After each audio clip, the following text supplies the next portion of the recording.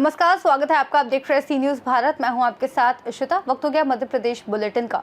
इस बुलेटिन में बात होगी राजगढ़ की, जहां ट्रक कटिंग गिरोह के अब तक कुल 14 आरोपियों को गिरफ्तार किया गया है। साथ ही बात होगी रीवा की, जहां NSUI के जिला अध्यक्ष पंकज उपाध्याय ने एक प्रेस वार्ता में विश्वविद्यालय और महाविद्यालयों में राजनीतिक हस्तक्षेप और पक्षपातपूर्ण गतिविधियों को लेकर गंभीर आरोप लगाए हैं। ऐसी तमाम खबरों पर करेंगे विस्तार से बात। गणेश चतुर्थी के पावन अवसर पर दतिया जिले के कलेक्टर स्वप्निल वानखेड़े एवं धर्मपत्नी राधिका वानखेड़े आज अपने परिवारजनों के साथ वार्ड क्रमांक 34 स्थित आंगनबाड़ी केंद्र स्टेशन रोड पोल फैक्ट्री पहुंचे। इस अवसर पर उन्होंने स्वयं द्वारा गोद ली गई आंगनबाड़ी में पूरे विधि विधान से पूजन अर्चन कर भगवान श्री गणेश की प्रतिमा स्थापित की। वातावरण में मंत्रोच्चार और भक्ति रस के बीच गणेश उत्सव की शुरुआत हुई। कलेक्टर स्वप्निल वानखेड़े ने न केवल परिवारजनों के साथ पूजा की, बल्कि बच्चों के साथ मिलकर गणेश उत्सव को उत्साह और हर्षोल्लास के साथ मनाया। इस दौरान आंगनबाड़ी केंद्र रंग बिरंगे माहौल से जगमगा उठा और चारों ओर उत्सव का विशेष उत्साह दिखाई दिया। अपने संबोधन में कलेक्टर ने कहा कि गणेश उत्सव केवल धार्मिक अनुष्ठान नहीं, बल्कि ये शिक्षा, संस्कार और समाज में सकारात्मक ऊर्जा का संदेश देने वाला पर्व है। उन्होंने बच्चों को शिक्षा से जोड़ने, अच्छे संस्कार अपनाने और समाज में अपनी भूमिका निभाने की प्रेरणा दी। बच्चों ने भी गणेश उत्सव में बढ़ चढ़कर हिस्सा लिया और अपनी प्रसन्नता व्यक्त की। कलेक्टर द्वारा इस तरह से आंगनबाड़ी में गणेश प्रतिमा स्थापना और बच्चों के बीच समय बिताने की पहल ने सभी के मन को छू लिया। इस दौरान अरविंद उपाध्याय, महिला बाल विकास अधिकारी दतिया मौजूद। दतिया से सी न्यूज संवाददाता नितिन दांत्रे की रिपोर्ट।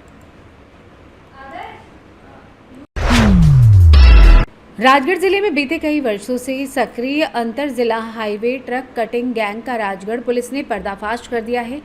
ये गिरोह देवास, शाजापुर की पिपलरावा, पंपापुर, मखावत के युवाओं द्वारा गठित किया गया था, जो रात के समय चलते ट्रकों से कपड़े, इलेक्ट्रॉनिक्स, प्लास्टिक के दाने, कीटनाशक दवाइयां व अन्य सामग्री ट्रक कटिंग कर चोरी करते थे।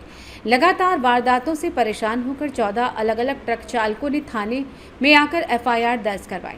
पुलिस ने प्रत्येक मामलों को बारीकी से जांच की और पुलिस अधीक्षक राजगढ़ अमित तोलानी के निर्देशन एवं अतिरिक्त पुलिस अधीक्षक KL बंजारे व अनुविभागीय अधिकारी सारंगपुर अरविंद सिंह के मार्गदर्शन में अलग अलग विशेष टीम गठित की गई।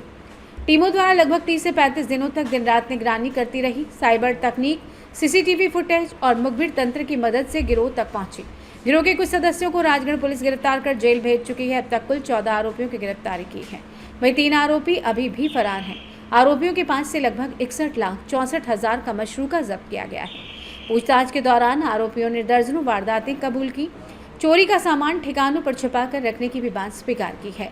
इस कार्यवाही में निरीक्षक उमाशंकर मुकाती, निरीक्षक अखिलेश वर्मा, निरीक्षक थाना प्रभारी सारंगपुर आकांक्षा शर्मा, थाना प्रभारी करणवास, उप निरीक्षक कर्मवीर सिंह, सूबेदार योगेंद्र मरावी सहित अन्य पुलिस जवानों का विशेष योगदान रहा। और इसीलिए हमने इसको 2.0 नाम दिया है। ट्रक कटिंग जो लगातार सारंगपुर, पचोर उस हाईवे पे हो रही थी, वहां पर जो क्रिमिनल्स कर रहे हैं ट्रक कटिंग को, वहां पर जो ट्रक चाहती है उनको ट्रक कटिंग करते हैं। तो उसमें ये दूसरी प्रेस कॉन्फ्रेंस में हमने जो लगभग पिछली जब्ती की है और अभी की जब्ती मिलाकर लगभग 61.5 लाख की हमने जब्ती की है, मशरूका जब्त की है, जो अपने आप में एक बहुत बड़ी कार्रवाई है। ये जो गिरोह है ये शाजापुर जिले के पंपापुर, गुलाना, मखावत, माधव देवड़ा यहाँ से आते हैं और देवास जिले के पीपलरावा से आते हैं। तो यहाँ के जितने भी आपराधिक तत्व जो ट्रक कटिंग काम करते हैं उन सबको हमने ऑलमोस्ट सबको हमने अरेस्ट कर लिया है। ये गिरोह बहुत ही ऑर्गेनाइज तरीके से काम करता है। एक तो वो लोग जो ट्रक पे चढ़ते हैं, ट्रक कटिंग करते हैं, ताला तोड़ते हैं, कैंची से उनकी जो बोरी काटते हैं। दूसरे वो जो सामान जब ये नीचे गिरा देते हैं तो इनको उठा के खुर्द-बुर्द करते हैं। और तीसरे वो जो पुलिस की टीमों पे नजर रखते हैं और अपने दोस्तों को, अपने आरोपियों को बताते रहते हैं कि यहाँ से गाड़ी निकली, वहां से गाड़ी निकली, ताकि बचत हो। तो ये बहुत ही ऑर्गेनाइज तरीके से काम हो जाता है। और जैसे ही ये ट्रक कटिंग करते हैं, तत्काल वो अकोदिया वाले रास्ते से, जो पतले रास्ते, कच्चे रास्ते, वहां से वो निकल के वापस।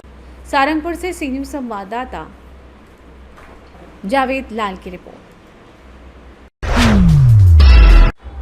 खबर रीवा से है, जहां एनएसयूआई के जिला अध्यक्ष पंकज उपाध्याय ने एक पत्रकार वार्ता में विश्वविद्यालय और महाविद्यालयों में राजनीतिक हस्तक्षेप और पक्षपातपूर्ण गतिविधियों को लेकर गंभीर आरोप लगाए। उन्होंने कहा कि आज शैक्षिक संस्थान एक राजनीतिक दल के कार्यालय बनकर रह गए हैं, जहां प्राचार्य और शिक्षक किसी विशेष पार्टी के एजेंडे पर काम कर रहे हैं। उपाध्याय ने एजी कॉलेज के असिस्टेंट प्रोफेसर रघुराज किशोर, विश्वविद्यालय के प्राध्यापक सुनील पांडे, कुलपति पर आरोप लगाते हुए कहा कि ये सभी एबीवीपी और भाजपा से जुड़े पदों पर रहते हुए खुले रूप से राजनीतिक गतिविधियों में शामिल हैं। उन्होंने ये भी बताया कि खेल विभाग के कुछ शिक्षक भी एबीवीपी के खेल प्रकोष्ठ से जुड़े हैं और राज्य स्तरीय कार्यक्रमों में संगठन के बैनर का प्रयोग कर रहे हैं, जो नियमों के खिलाफ है। एनएसयूआई ने घोषणा की है कि वो एक सप्ताह के भीतर इन शिक्षकों को बीजेपी सदस्य की नेम प्लेट भेंट करेंगे और उनसे आग्रह करेंगे कि वो खुले तौर पर राजनीति करें, ताकि छात्र अब उन्हें शिक्षक ना समझे। उपाध्याय ने चेतावनी दी कि यदि ये राजनीतिकरण नहीं रुका तो महाविद्यालय और विश्वविद्यालयों में उग्र आंदोलन किया जाएगा, जिसकी जिम्मेदारी प्रशासन और प्रबंधन की होगी। रीवा एनएसयूआई कार्यालय में सर्वप्रथम आप सभी पत्रकार महोदय का मैं स्वागत करता हूं। आज के हमारे विभिन्न विषयों पर पत्रकार वार्ता एनएसयूआई कार्यालय में आयोजित की जा रही है।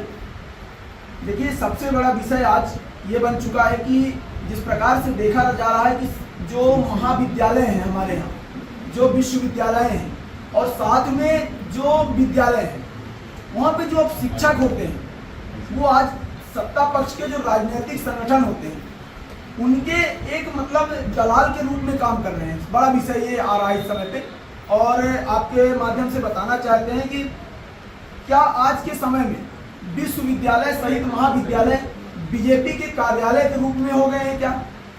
दूसरा विषय आपका, जितने शिक्षक हैं और जो प्राध्यापक हैं और प्राचार्य हैं, क्या वो बीजेपी के सदस्य के रूप में हो गए हैं? ये एक बड़ा विषय सामने आ रहा लगातार। आज के जो प्राध्यापक और प्राचार्य हैं। रीवा से सीनियर संवाददाता अर्जुन की रिपोर्ट। बुलेटिन में फिलहाल इतना ही। देश और दुनिया की तमाम बड़ी जानकारियों के लिए बने रहिए सी न्यूज़ भारत के साथ।